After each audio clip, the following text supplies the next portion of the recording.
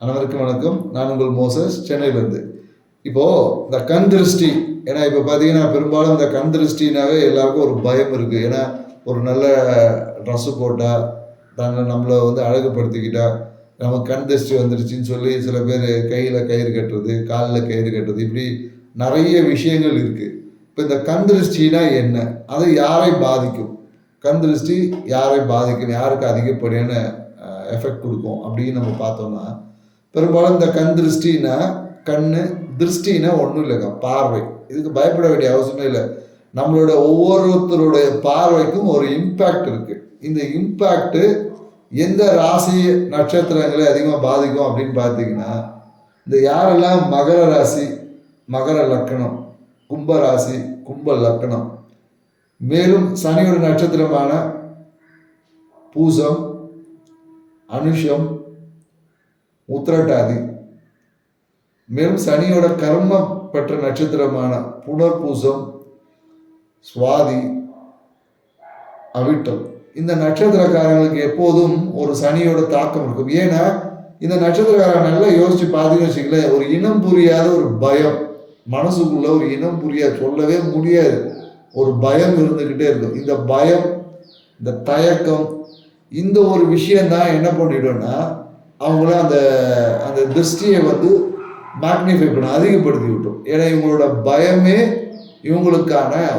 மிகப்பெரிய பிரச்சனைக்குரிய காரணியாக இருக்குது. இந்த பயத்தை இவங்க போக்கிட்டாவே இவங்களை பெருசாக கண் திருஷ்டி அஃபெக்ட் பண்ணாது என்பது தான் இங்கே விஷயமே. இந்த பயத்தை இவங்க நீக்கிட்டாவே இவங்களுக்கு மிகப்பெரிய அதுவே ஒரு பரிகாரமாக இருக்கும். ஏன்னா அந்த பயம் இல்லைன்னா இவங்களுக்கு கண் திருஷ்டி பெருசாக எஃபெக்ட் பண்ணாது. ஏன்னா இருந்தாலும் அது நட்சத்திரத்தோட கேரக்டரிஸ்டிக்குள்ளே இருக்கிறதுனால இந்த பயத்தை இவங்ககிட்ட இருந்து அவ்வளவு சீக்கிரமாக நீக்க முடியாது.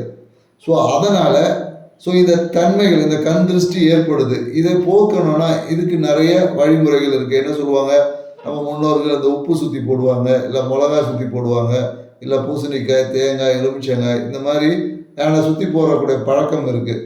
பெரும்பாலும் இந்த நட்சத்திரக்காரங்க, இப்போ நீங்கள் வெளியே போயிட்டு வந்தீங்கன்னா இது ஒரு முறையாக இருந்தாலும், இப்போ இந்த நட்சத்திரக்காரங்க பெரும்பாலும் வெளியே போயிட்டு வந்த உடனே உங்கள் முகத்தை உடனடியாக வீட்டில் கழுவிட்டு உங்களோட குலதெய்வமோ இஷ்டதெய்வ வழிபாடு சின்னதாக ஒரு திருநூறு கொண்டு வச்சுக்கிட்டு ஒரு இறைவனை வேண்டிக்கிட்டீங்கன்னு வச்சுக்கிங்களேன், இமிடியேட்டாக அதோட தாக்கத்திலிருந்து குறைச்சிடலாம். இல்லைன்னா நீங்கள் என்ன பண்ணணும்னா, கொஞ்சோண்டு உப்பு, குளிக்கிறவங்களா இருந்தீங்கன்னா நீங்கள் கொஞ்சோண்டு கல் உப்பு எடுத்து தண்ணியில் போட்டு குளிச்சுட்டு உங்களுக்கு இஷ்ட தெய்வ குலதெய்வ வழிபாடுகளை நீங்கள் செஞ்சுக்கணும்.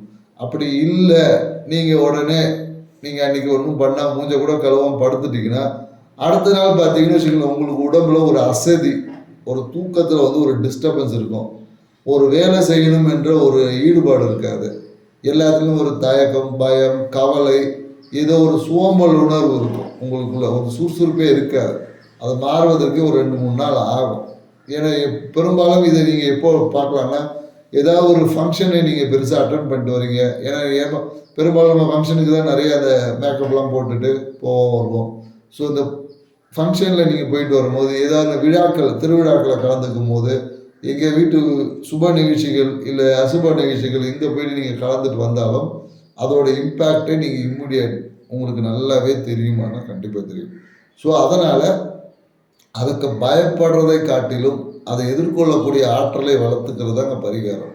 நமக்கு கிரக பயிற்சி, எந்த பயிற்சியாக இருந்தாலும் நம்மளுக்கு எப்படி இருந்தாலும், இப்போ மழை வரப்போது, மழை காலத்துலன்றது மழையை நம்ம தடுத்து நிறுத்த முடியாது.